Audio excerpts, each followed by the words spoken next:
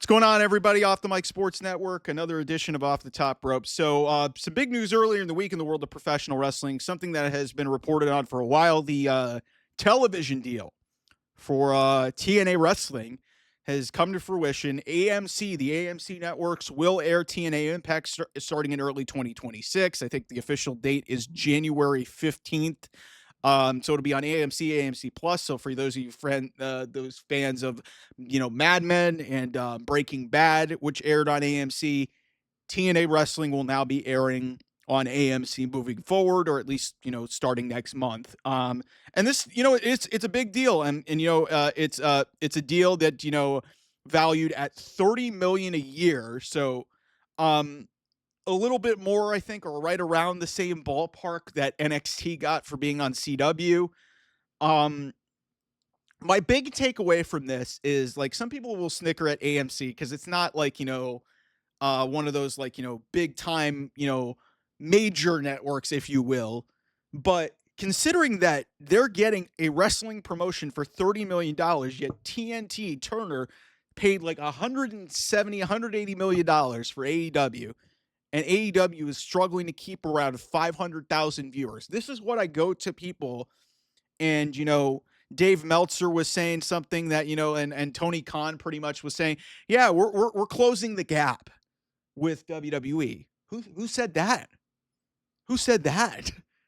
And now you've got a promotion in TNA who just signed a new media rights deal with AMC for $30 million a year.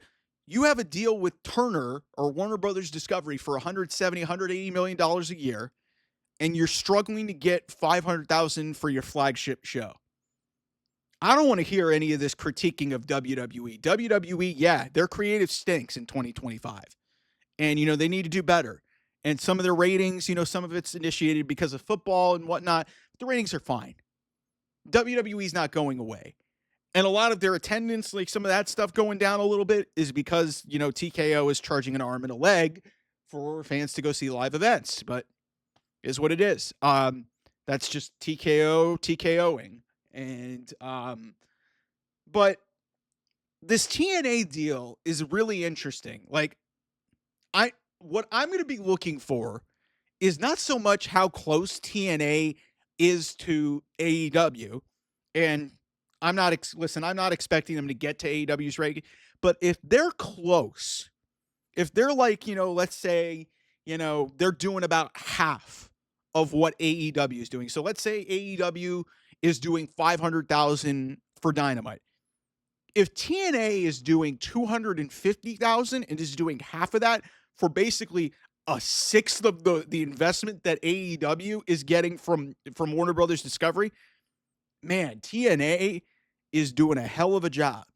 That's the whole thing that I'm looking at here. It's not so much that, hey, is this a direct competitor to, because listen, AEW, with the amount of money that they have and the roster that they have, they should be drawing more.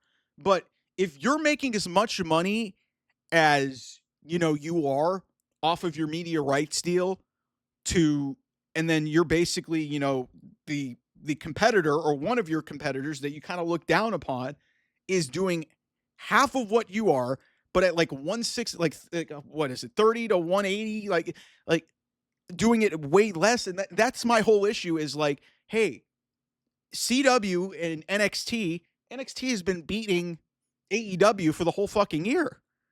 And and one of the big reasons why is because they got the WWE name behind it. And CW is, free network television. It's not cable. This is different. I don't expect TNA to ultimately beat AEW. If that happens, that's a whole other separate issue. But I hope that this sparks something within Tony Khan and AEW to do something, because listen, man, there's rumors of Warner Brothers Discovery being sold, and now you've got another, promotion on a major network or a cable network, if you will, that's more accessible than what they were on. So they better get their shit together, man, because this is definitely something to watch. We've been waiting for this for a while, and then you look at it, and then I see a lot of people within the industry talking about it. And then AEW people are trying to form this narrative. Yeah, we're closing the gap on WWE. No, you're not. Even though you've got like a certain level of talent, former people with a WWE name, it hasn't netted shit. Your ratings have gone down. Your attendance has, maybe flatlined a little bit.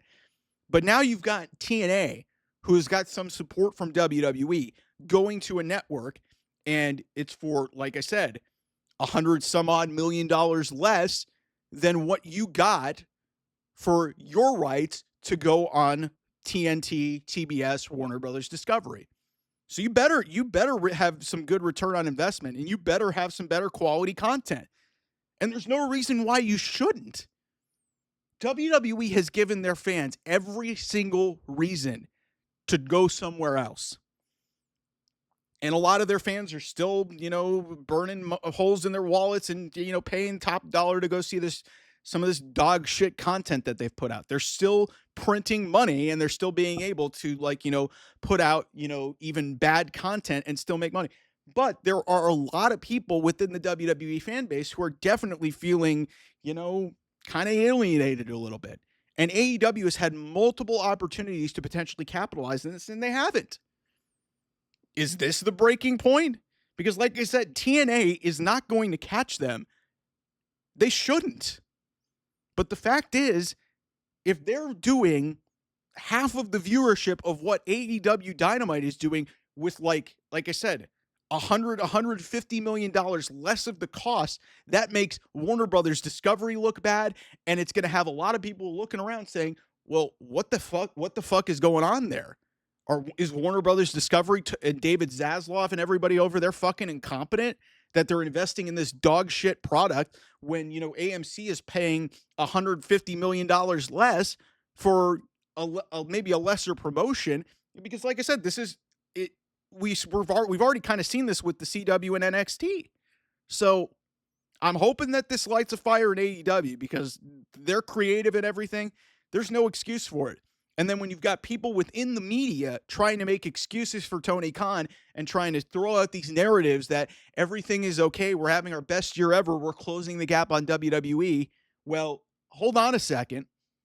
Tony Khan, you've had multiple opportunities to get Ring of Honor on a major network. Why didn't that happen? Because you thought you were better than everything else. Ring of Honor could have potentially landed on AMC at some point. It didn't. Because Tony Khan was thinking way bigger for Ring of Honor, and look at where they are now. They're still on Honor Club, and nobody can find the way to watch their content. Nobody watches their content. It's basically a lower level division of AEW. That's what it is. So I hope that this sparks something in them. I thought the NXT thing would spark something in them, and it didn't. We're over a year since NXT moved to CW. And there's only been, I can probably count on one, maybe two hands, how many times AEW has beaten NXT since they went to the CW. That's a problem. And I'm here to tell you guys, if TNA starts even creeping close, like I'm just saying, hey, if they do half, that's a problem. But if they get close or if they eclipse them, that's a serious conversation because there is no reason whatsoever with the money that they're getting from their media partners, Tony Khan, for them to not put on better shows and have better ratings. Stop moving the goalposts. Stop making excuses for Tony Khan. Stop glazing everything and understand that this is a problem. WWE can get away with it because they have a brand and a name. AEW had credibility for a while, but they lost it when Punk left and Cody left and, all these bad things have come out and they just look like a company that's completely and utterly inept and won't listen and won't, try to change. So this is something to monitor going into 2026. Thanks everybody for watching. I'll see you guys soon. Bye-bye.